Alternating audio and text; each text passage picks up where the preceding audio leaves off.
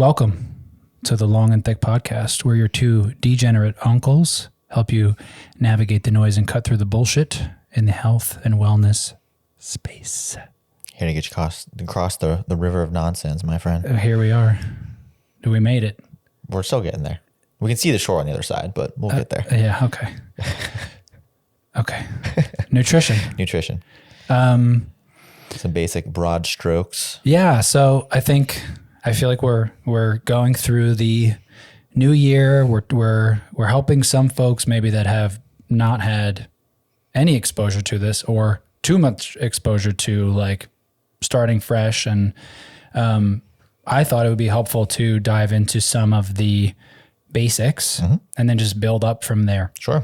So when we think about making changes to our health and wellness, some key things to know about when it comes to nutrition, foundational blocks are understanding macronutrients. Can you talk about what a macronutrient is and what are some of the fundamentals to know around them?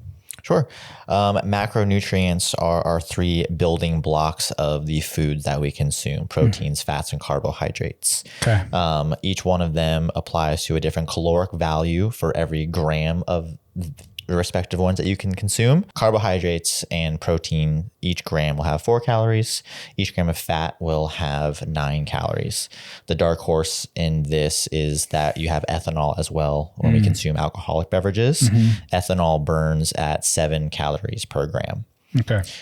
Which is not a macronutrient, but it is valid because it's a crux that is problematic in most people's diet. Yeah, it matters nutrition. When like considering correct eating and existing in society. And it has no real nutrient value whatsoever. Sure. It is a net negative across the board. There is no positive benefit to alcohol. Yeah. Other than being social lubricant, being a social construct that's just accepted and almost expected in outings across human history. Kind of have to do that, but yeah. So everything that we consume is comprised of fats, carbohydrates, and proteins, and that will dictate the ratios that we consume. Will dictate our overall how well we feel, the energy that we feel throughout the day, our body composition, all of those things. So I'm gonna play dumb and start to poke at things. Okay. So a fat and a protein are never and will never be the same thing, correct? No, but they can be consumed via the same food vehicle. Because so I could eat a Slim Jim and get both fat and protein and potentially even carbs in it. Yeah, because of the sugars and when it's cured, things like that. Sure. So yes, there are very few foods that are truly exclusive and not having any crossover. Correct. But you're going to consume a lot of them in tandem with the foods that you regularly eat. Love it. Yeah. So when it comes to protein, you can just look at that as, animal products, legumes, meats, dairy, things like that. Fats also come through dairy, nuts, oils. Carbohydrates are going to be starches, vegetables, fruits. Yeah, sugars. as principles. Yes. Anybody can find a way to like poke at these things. This food becomes such a hot button, divisive thing. We're trying to have the complete opposite effect where we're just breaking things down to be as simple as they can be and ought to be pretty much across the board. Just in their core principles. It's not to say that they can't be enjoyed at every capacity, but it helps when having a desired effect of whether it be nutrient, health, or bodily change to look at it more as energy and fuel and less like this, food is just what I eat and it's what I like and I like these things. So taking the emotional response out of food is always going to be a benefit in getting the results that you want, whatever they may be. Which Gaining is tough. weight, losing weight, recomposing your body, just feeling better. Because you can also lose the weight you want to lose, look the way you want to look, but also be missing vital components in your diet, thus feel like shit. Yeah.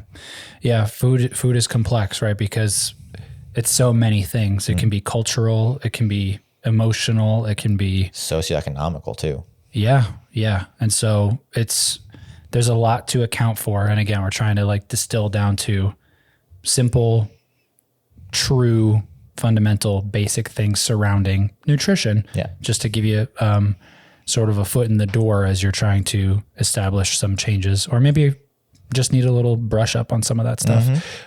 So we went through sort of a slew of from macronutrient, which again is either a protein, a carbohydrate, or a fat. Touching on some energy balance system things, touching on some micronutrient things. Let's reverse back into if somebody is wanting to make some changes, and they are thinking about counting calories versus counting macros in terms of grams is typically how things are weighed, at least in the US. Any thoughts on that? So managing your energy balance is going to be the key pillar in any change in the human body. And all that energy balance breaks down to is the difference between the calories that you consume and the calories that you expend. As long as you are diligent, you should be able to be mindful and somewhat get in the proper ballpark of everything that you ingest. Where things get sticky is people like to just omit things or maybe emotionally not acknowledge certain other habits. Or overestimate, right? Correct. So the expenditure side is a aggregate of your basal metabolic rate, which is the energy needed to keep you alive and all of your bodily functions solvent and working properly day to day while you're awake and also while you sleep and to recover. It also is a additive of your exercise output, your non-exercise activity. Like me fidgeting around. Correct. And walking around and just doing things that's not in a gym. And finally, the thermic effect of food, which is the energy that your body needs to expend to break down the food to then convert it to energy. Which is why when we look at something like purely measuring a calorie, taking 1 calorie worth of almonds versus 1 calorie of Lucky Charms, they're very different, even though they are a calorie. Right. The effect that it will have in your system, you can't treat it just like the number is equal across the board outside of like the weight factor, but from an energy, mental clarity, function of organ standpoint. Nutrient value. Right. Sure.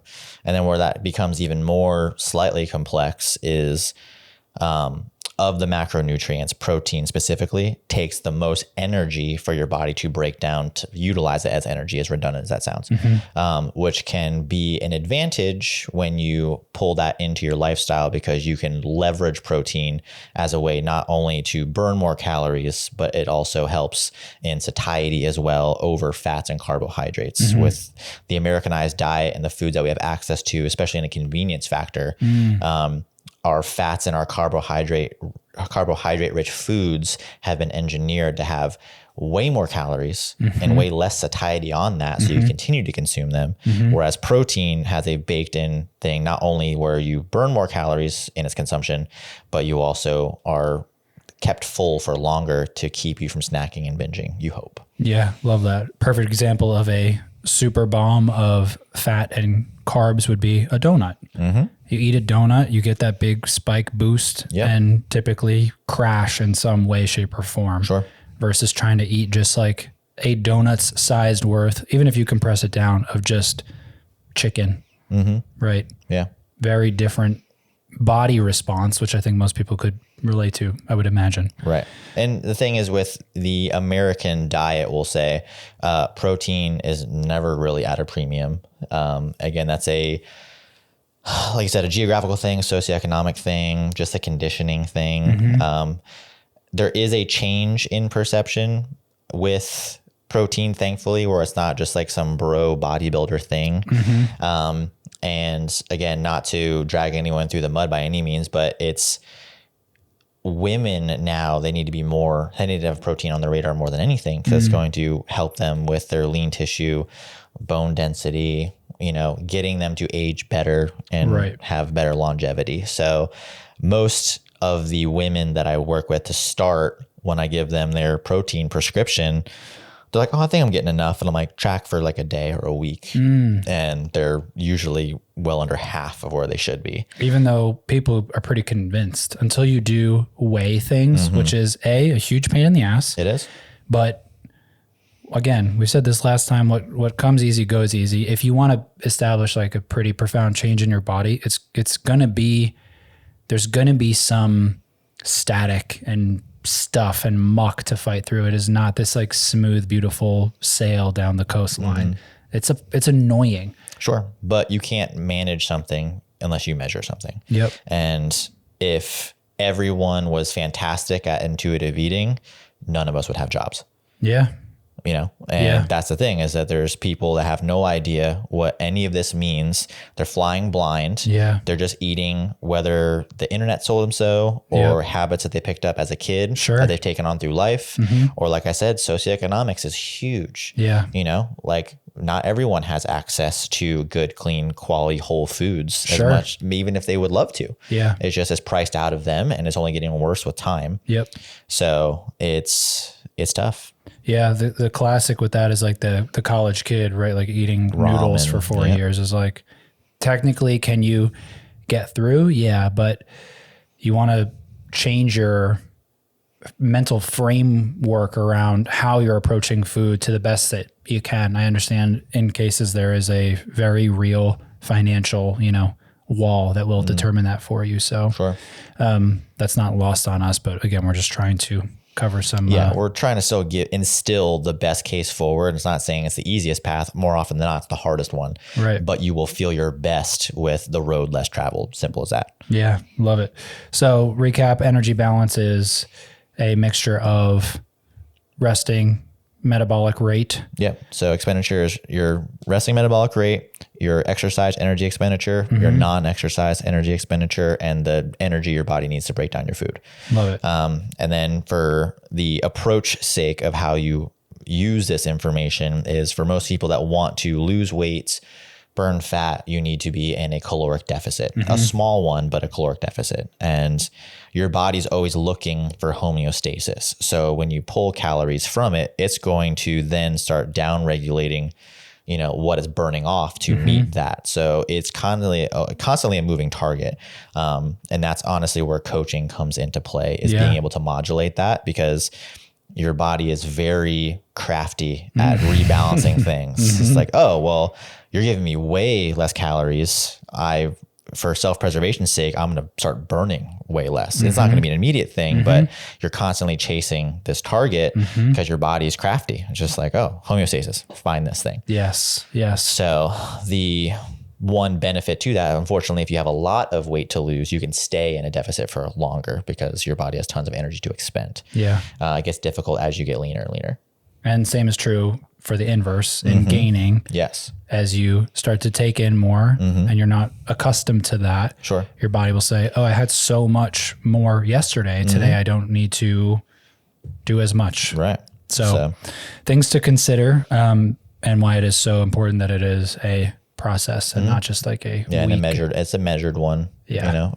It's also one of those things too, where you don't have to do it forever, but if you are not in a place that you're happy with your physique or your overall feelings day to day, that means that whatever your practices are, it's not as optimal as it could be. Sure. And the only way to change that is to really get a proper read and total picture of what you're doing. And you have to track to do that. Yeah. It's annoying as shit. Yeah. You have to do a lot of backpedaling or thinking back, but if you want a large scale change, you have to do a lot of groundwork to get there. And the more time you do it, it's not a stay of execution. You do it for a couple of years, you really see how your body responds, how your own habits play into the things that you're consuming or leaving out of your diet. And then you have better instincts, but you can't get those instincts until you turn it into like an academic exercise first. Yeah, no, that's great.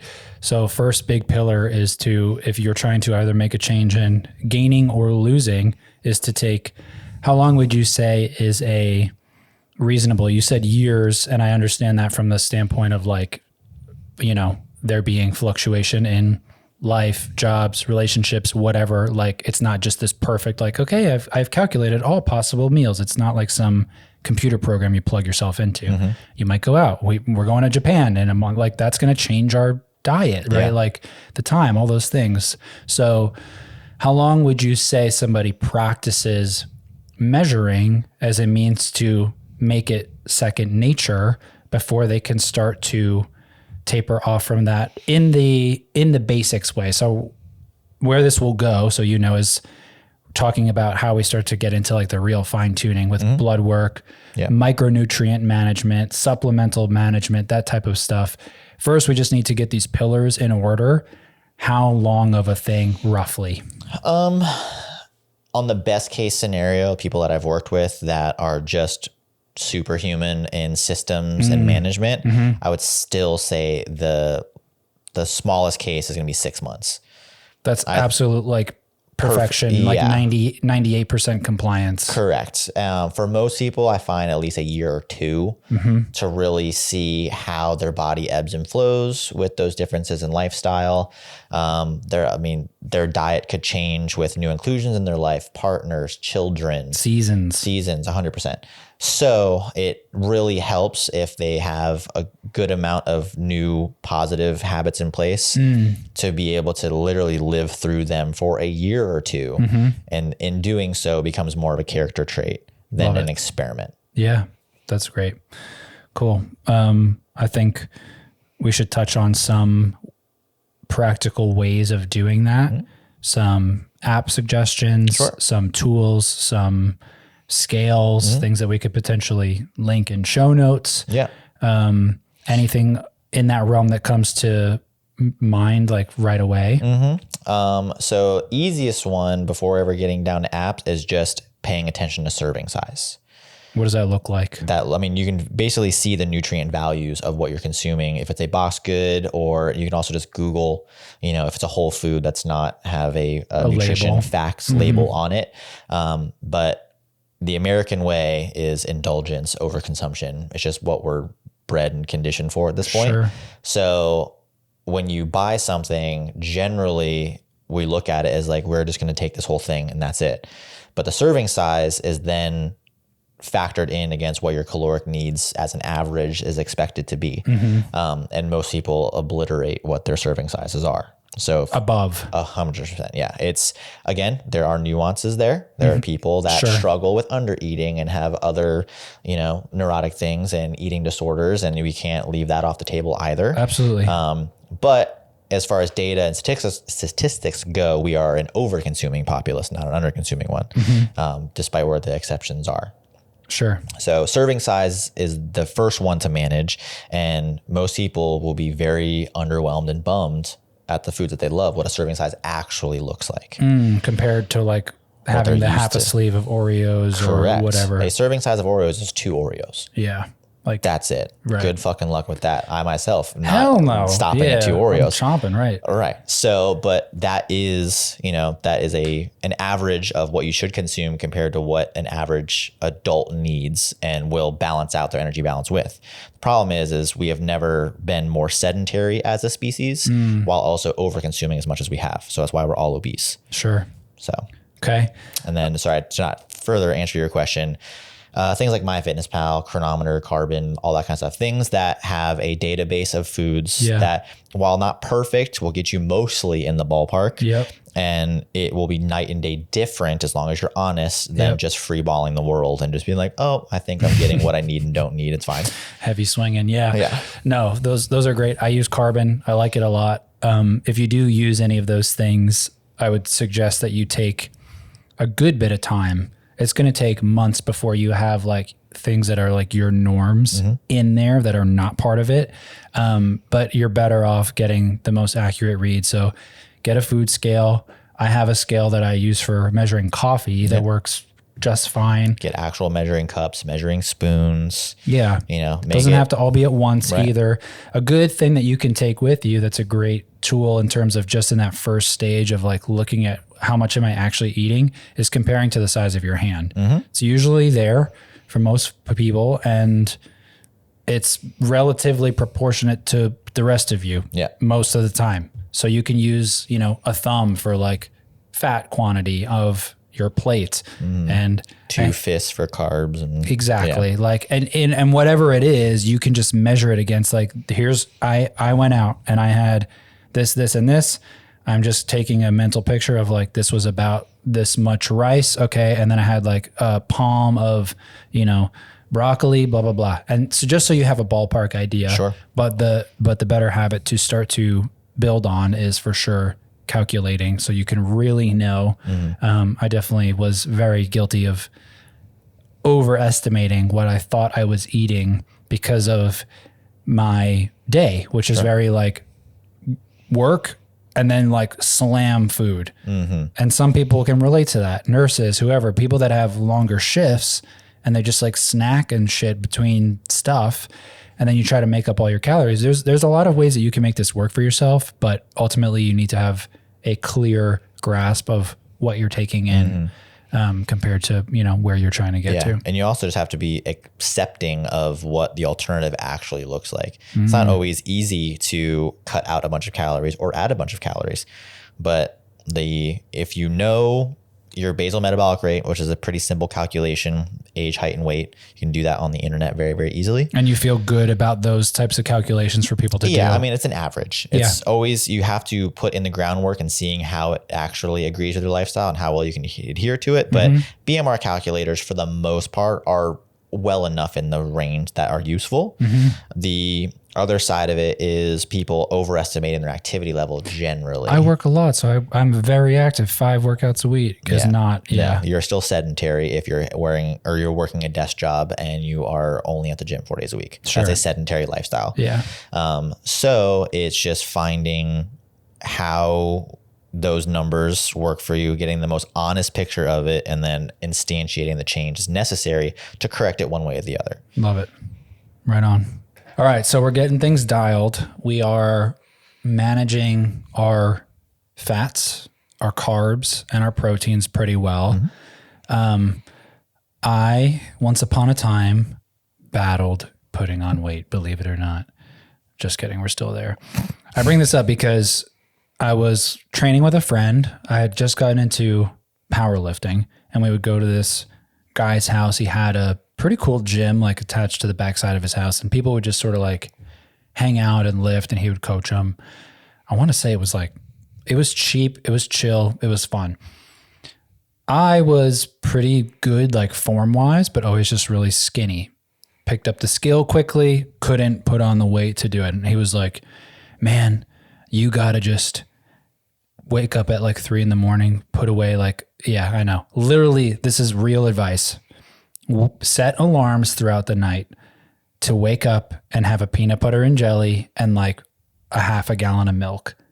More than once, like just do that forever and you're going to put on weight. I was like, of course I'll put on weight. And my heart will turn into a fucking envelope of diarrhea. And I don't know what, So all that to be said, let alone what that's doing to your sleep hygiene, but that's for a different episode. Oh my God. Yeah. Like that doesn't matter at all. So I didn't take that advice and didn't put on the weight, but let's dive into why, even if I was hitting my macros, you can't just do whatever you want if you hit your macros. There's lots of folks that are like, it doesn't matter. Eat pizza and donuts and whatever. And you could still be ripped. This is where I think people get confused. Can you still be super cut eating shitty, but managed? Technically, yes. Okay.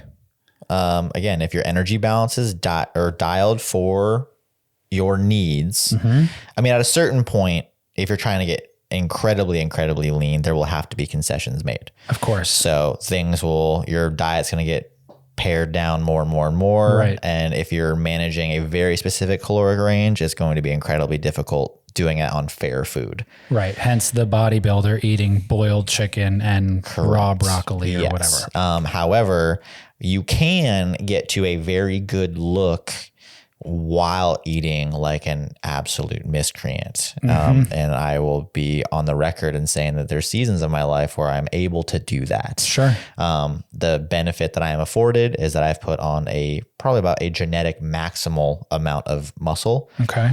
over my lifetime, which again gives my metabolism a great head start to sift and filter through, a toxic Chernobyl amount of sugar and fat that I can throw at it. Sure. But that's not going to be the case for most people. Okay. And while you can look good on a really shitty diet, if you have a ton of muscle on you, if you're just genetically superior. I mean, some people just don't really put on fat the same way. Like I said, God has fucking favorites. Y'all suck.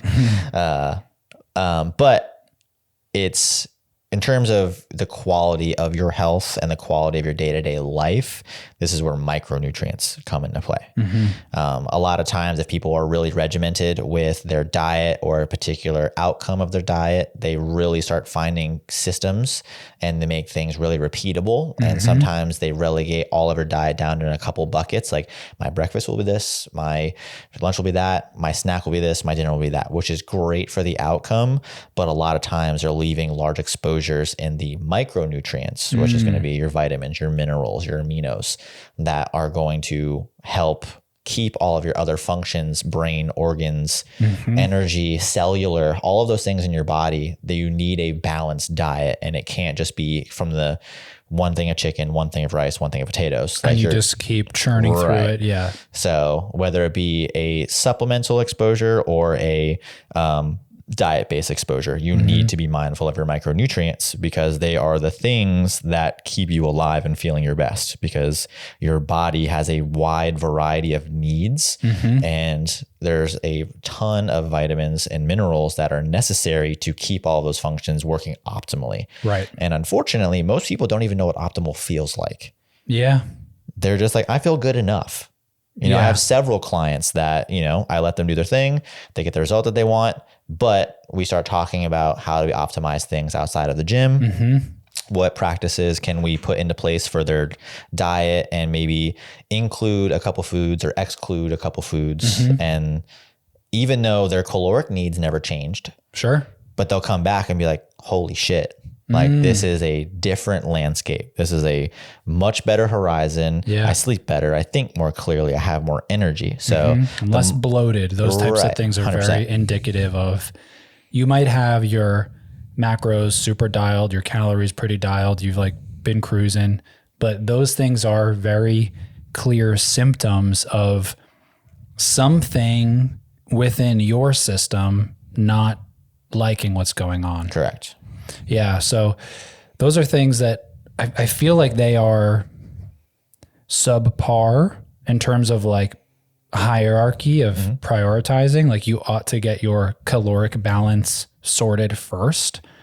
And people, I think, get mixed up and start to try to clear symptoms first, whether it be skin related or sleep, or like I said, bloating, whatever types of things. And those are very well warranted.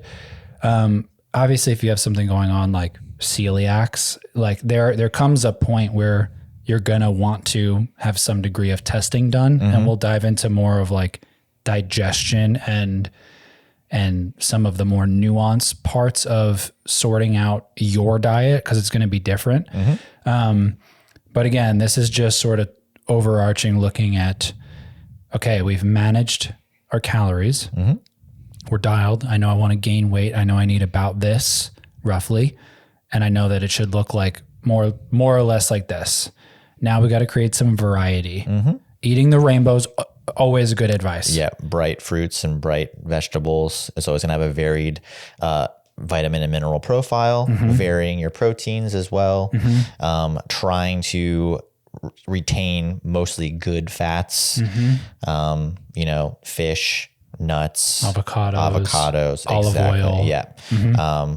And that's pretty much where most people can find the most improvement, is just adopting those things. Sure. Because a lot of the American diet is boxed goods and pre-prepped stuff. And there's nothing wrong with that. But if you can get the ingredient list down and the quality of the food up, you will feel better 100% of the time. Yeah. I've never met someone who lives out of a box food diet, when they are able to actually make it work for their lifestyle and they switch to whole foods, ever be like, this is dog shit. Going back. Yeah.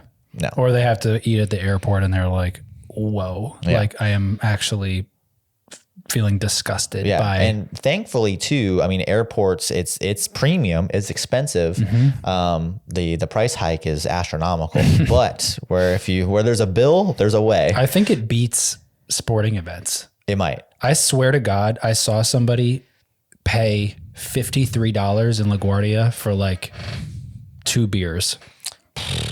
Yeah. Fuck. Crazy. 2 beers Yeah. is crazy. But you can get better nutrient value foods, higher protein foods at the airport now. Sure. I mean, it sucks to pay for, Yeah. but when like you and I, we think our quality of life and our health is of the highest priority, and then certain things become priceless, we'll you're pay like, whatever. Sure. It's like, do I spend $13 for a Big Mac, or do I spend 15 to 18 on a banana, yogurt, some nuts, and a protein bar? Right. And I will go for that 100% of the time, unless I'm in that fat shit season where I was just like bringing on every bad decision ever, because I know currently my physique can handle it, but there will be a time where I can't. Keyword is season too, because you can ebb and flow through that a bit. And we go out and eat bad food. Sure. I think it's that I don't like that. It's not just inherently bad or good or right. There's like variety around this stuff. Yes. So not trying to demonize anything by any means. There are just like, again, key principles around this stuff that are going to serve you well. And then also, not to cut you off, sorry, but going back to the energy balance and managing things, you just have to have a better read on how those gratuitous decisions affect that balance. Sure. And are the consequences that you will receive from those actions, are they manageable? Are they worth it? Yeah. That's it. Yeah. And that's person to person dependent.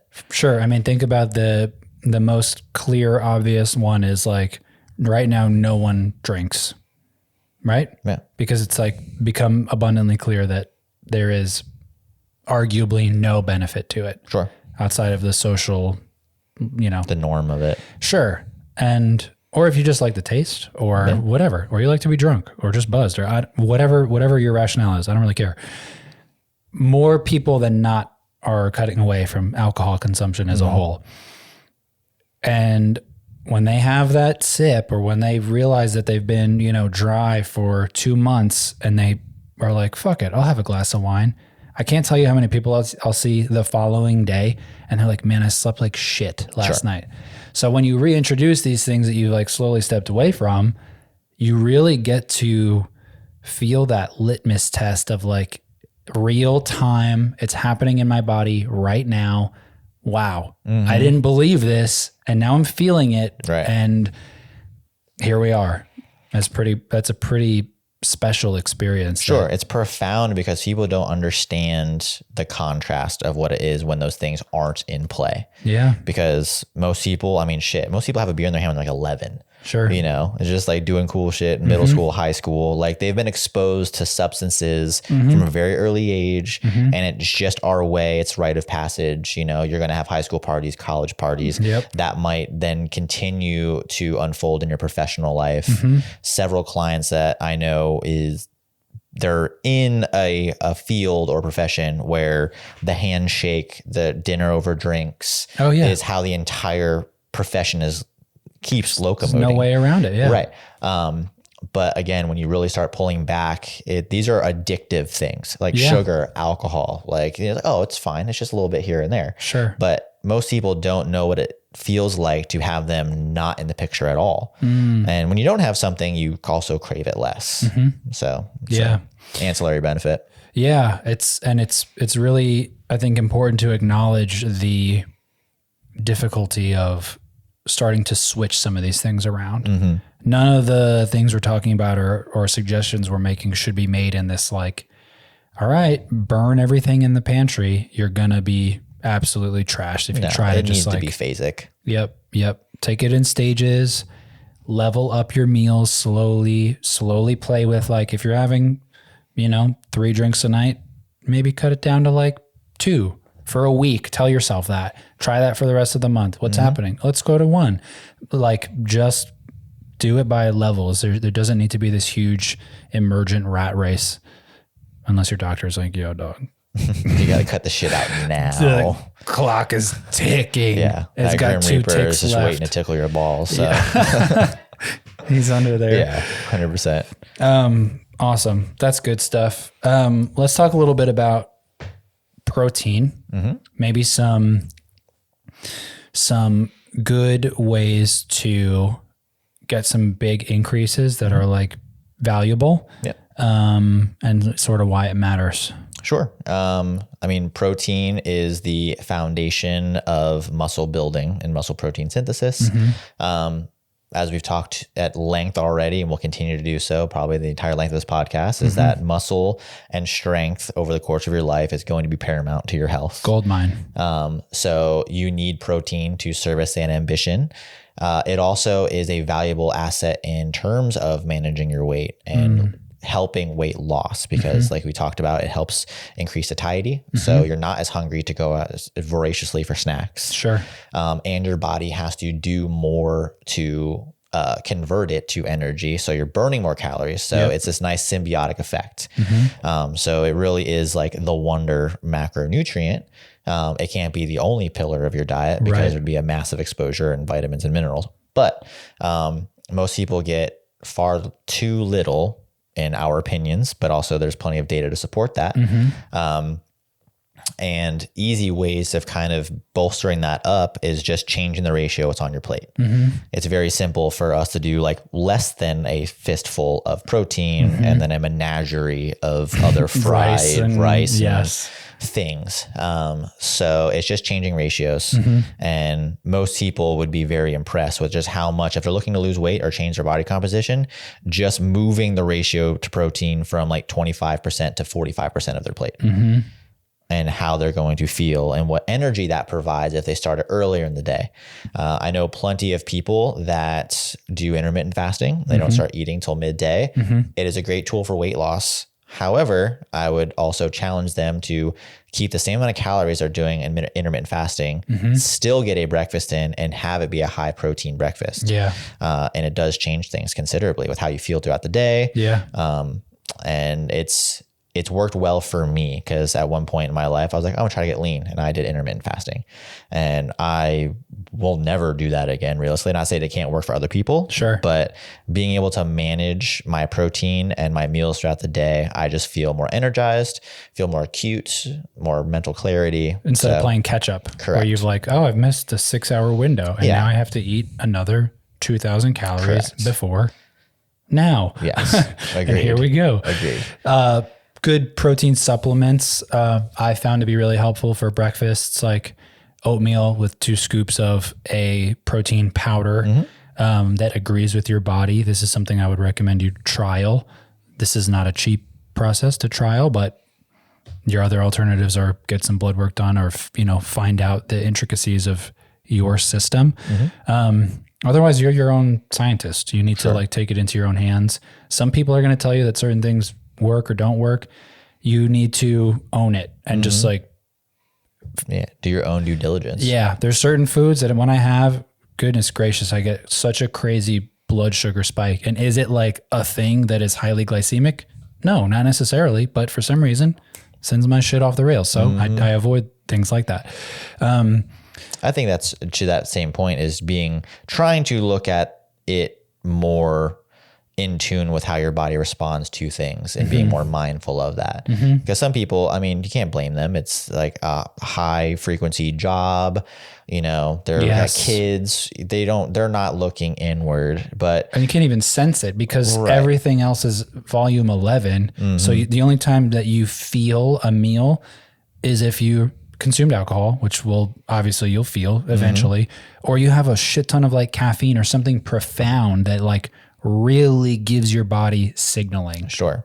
Yeah, no, I think people just need to be a little bit more mindful as best they can to try to have like their own internal vernacular with this makes me feel this way. This doesn't make me feel this way. And you have to be a little bit more locked in when your health and fitness is concerned. You can't just be flying by the seat of your pants. However, I'm not condemning anybody. I know how complex life is nowadays. And if you're juggling more and more things, I'm not taking that away from anybody. Of course.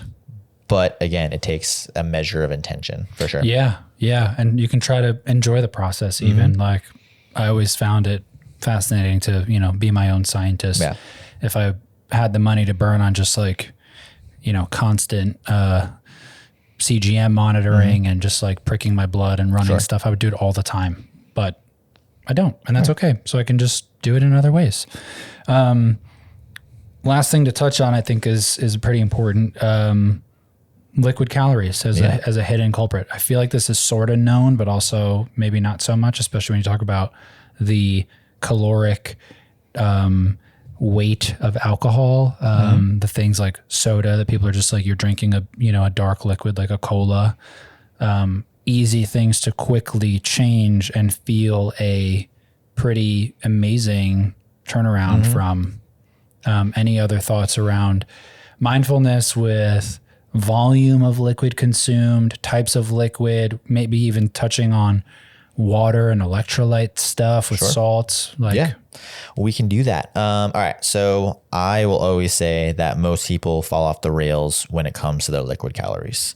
Not everybody. Some people just live off water and tea and coffee, and that's great, but that's not the vast majority of us, myself included. Sure. But that needs to be accounted for. That's not just free stuff that you get to consume. It has a consequence, and it has a bearing on your overall energy balance. So not only does that play a part in your day-to-day energy balance, but also your weekly average as well. Because again, your body is sluggish to change. You can't just micromanage day by day and manage all these pieces. Like, your body is a little bit slower to the take and still processes things on a daily basis, but also what you do in a week has just as much of an influence. That's a better viewpoint to have is correct. How did I do this week? Correct. And liquid calories is how you completely obliterate where you're trying to be. Because if you just add one Frappuccino every day, which is common. 400 calories? More than that, 5, 6, depending on how much like whipped cream and other bullshit that you get. Sure.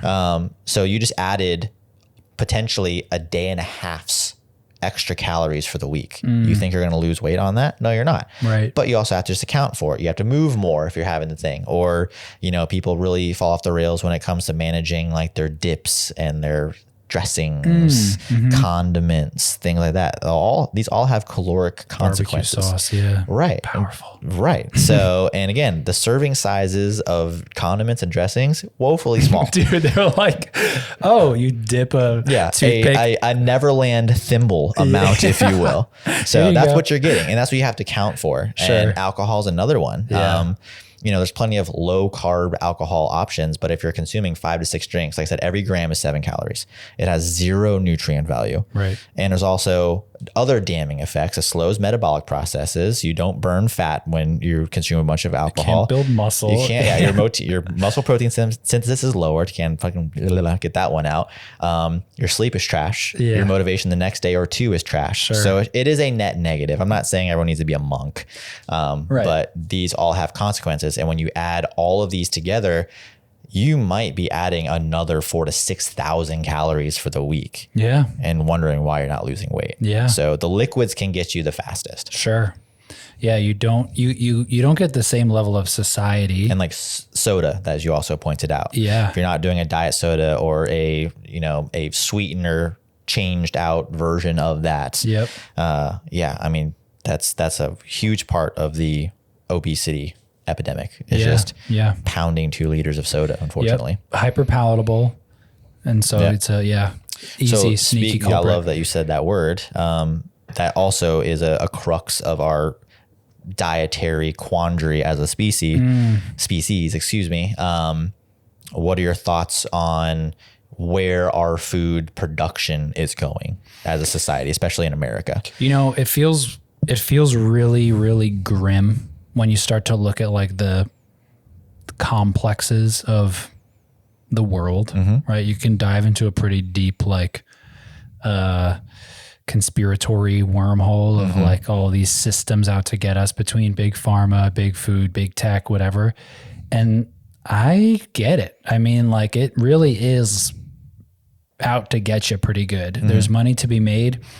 I always ask people that are, navigating these like food waters, like, why does it feel so hard to stop eating a bag of Doritos? Why do you feel like you can just like keep going? Yeah. But it's like a genuine feeling. It's not like you're just being fat. Right. No, it's designed that way. Right. They are funding research to have people come in, understand what parts of the brain are getting lit up by eating certain combinations of things. If you try to eat a bowl of baked potatoes, you just bake the potatoes. Good luck, dude. Mm-hmm. You might be able to like just, you can David Goggins that shit and just like suck them down. You're going to feel like garbage, nauseous, all the things, right? Eventually, mouth's going to get dry. Your body is going to start to tell you like, yo, stop. Yeah. This volume of food is enough. Like, why? Because because that's enough of that thing. Mm-hmm. There's a level of self-guidance around that. But you had some bacon on that shit? Some cheese, some sour cream. Are you kidding me? The combinations of salt, fat, the heat of it, literally. Yeah. I mean, there's the acid, all of it. Yeah. All of those things that you're processing, whether you realize it or not, that make you just like, oh my God, this is, I feel like I need to have more. Sure. Which is then, to your point, on a laboratory level, it is expounded upon to the nth degree, and then also shrank down to the absolute minimum. So you're getting way more calories per serving. It tastes addictive as shit. And you just can't stop. And it's that way by design. It is literally designed that way. So people that are really feeling self-conscious or like they don't have the willpower that everyone else does, I would challenge that heavily, because I'm someone who it's very difficult to put weight on. And if I wasn't careful with what I ate, I'd be like skinny fat. I'd have really shitty organs and I'd be fat, and I'd have lots of other health things going on that you just wouldn't see. Mm-hmm. So it is not a willpower thing entirely. There's a component of that, but I think it's something that people need to acknowledge. Sure. And at least just give credence to. And if you're looking at a grocery store, the worst things for you are going to be in the center, and the unfortunate, most expensive, albeit best things for you are always going to be on the perimeter. Can it expire? Good. You should probably eat it before it does. 100%. So something to be mindful of. Absolutely.